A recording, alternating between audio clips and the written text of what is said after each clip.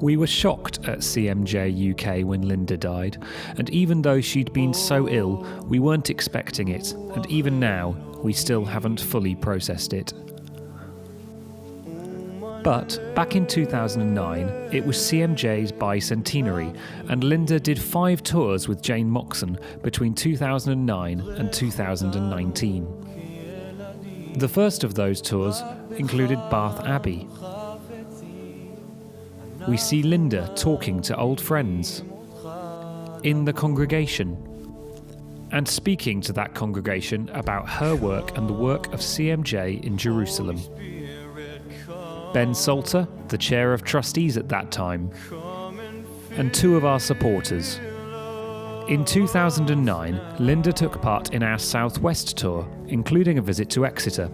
Funnily enough, at the time, a lot of the roads into the Southwest were blocked by snow, but the snow stopped just at the time that her plane flew in.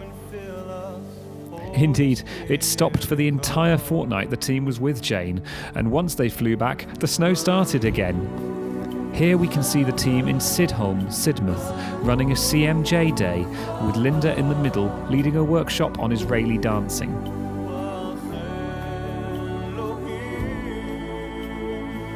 The tour also included the Isle of Wight.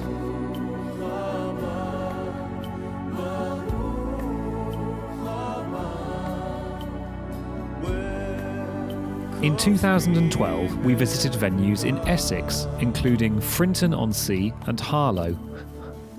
Following that, we headed to the south coast, including meeting Werner Oden.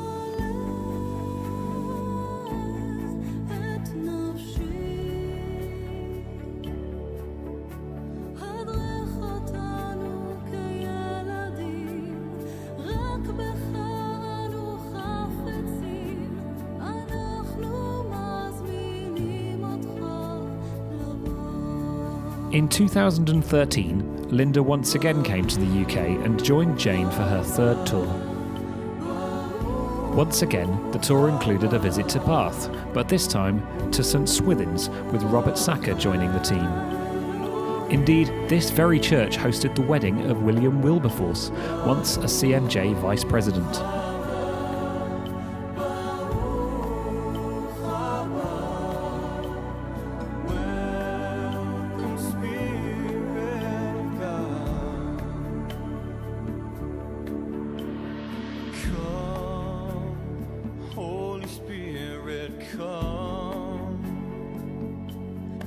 Come and fill us now. For you are welcome in this place. 2017 was Linda's 4th tour. There's our resident rabbi. He's an Orthodox rabbi who used to come and speak to us at our Eagle Lodge headquarters, but on that occasion he'd come to listen to Linda speak as a Messianic believer.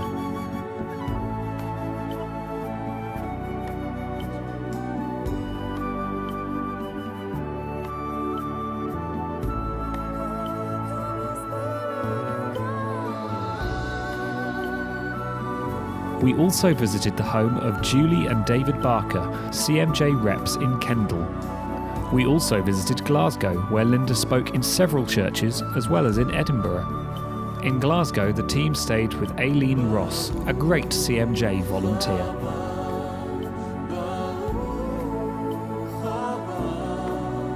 We also visited Bebington on the Wirral with our rep David Halliday. –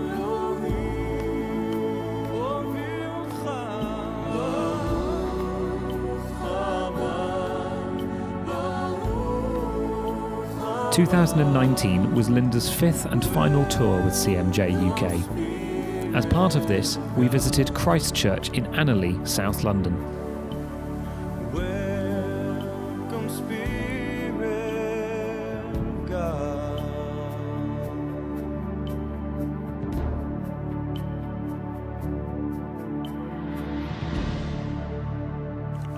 So that brings us to 2020.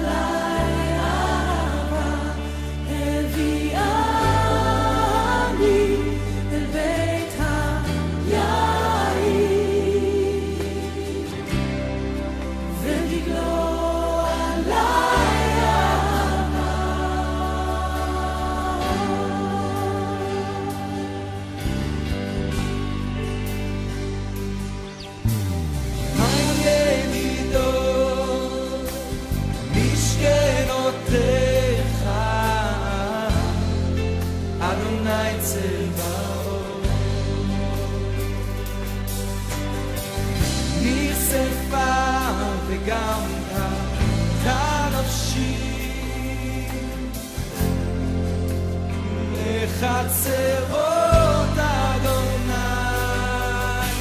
מה ידידות משכנותיך, אדוני צבאות, נכספה וגם קלטה נפשי, בחצרות